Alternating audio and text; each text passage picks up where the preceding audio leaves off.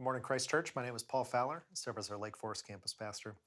This week, we are talking about the spiritual formation practice of serving. Yesterday, we saw how the Bible tells us that serving is not a way that we earn our salvation.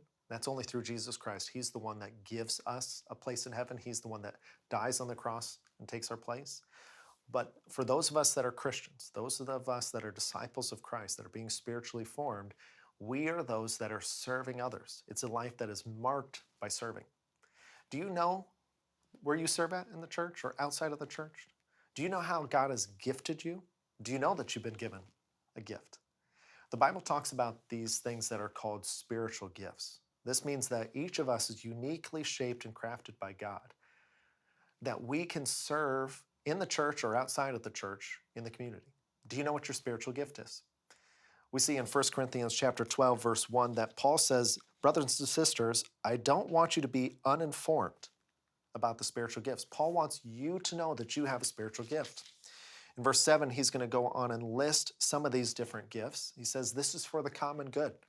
Some of you are good at prayer. Some of you have faith. Some of you have wisdom. Some of you have knowledge. People talk about administration and service. There's many different ways that you have been gifted, that I have been gifted, that the church has been gifted for the common good.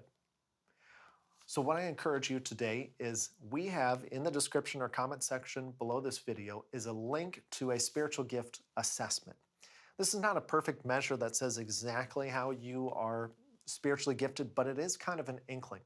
And it has questions that say, hey, do you like to be in front of people? Do you like reading and study? Do you just like getting your hands dirty and doing things? Are you good at details? It's a bunch of questions that help you understand how has God shaped you?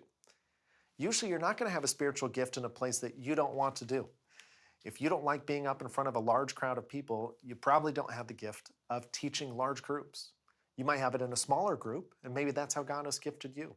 You might like to be someone that just wants to build things or to do things. There are so many ways that God has shaped everyone in the church. So we're going to stop here for our devotional today. I want you to click on that link in the comment section. Take this spiritual assessment survey and see where your spiritual gifts are. And then send me an email. I'd love to know how you're gifted and how you're using your gifts. And let's help you find a place to serve.